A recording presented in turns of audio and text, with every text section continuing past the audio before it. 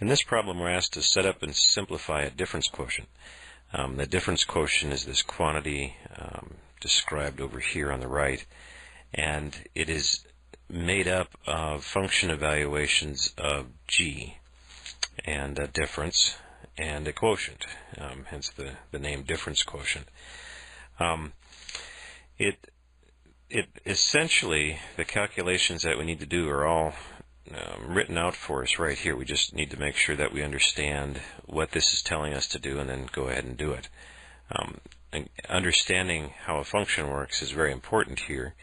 Again, this function takes whatever number I give it. It's represented by the letter x here, and it returns a value that's 2 times the number I give it squared minus 5 times the number I give it. And that's all it can do. It'll do that no matter what I give it. So if I give it a 7, it'll give me 2 times 7 squared minus 5 times 7.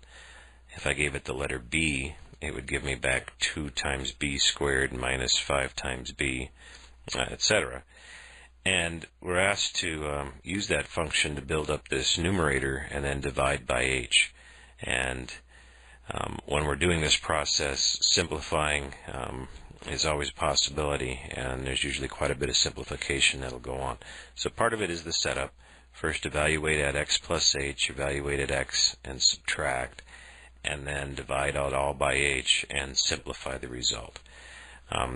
Eventually you want to get good at this sort of calculation for any function that you're handed.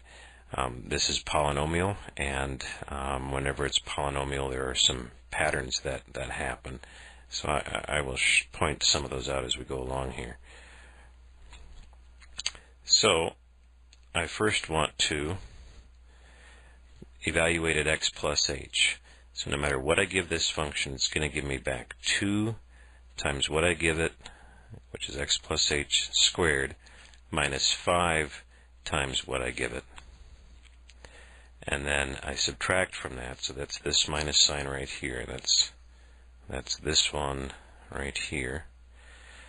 I subtract from that, and be careful with the parentheses here, g of x, which would be simply 2x squared minus 5x.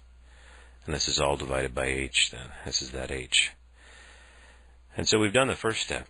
We've set it up, and now most of the work is the algebra necessary to simplify this.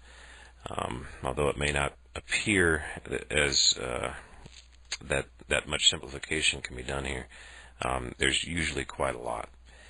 And for polynomials, it always goes essentially like this problem will. You multiply out all of the terms, expand everything as much as you can, and then you'll see like terms start to combine, and this simplifies quite a bit.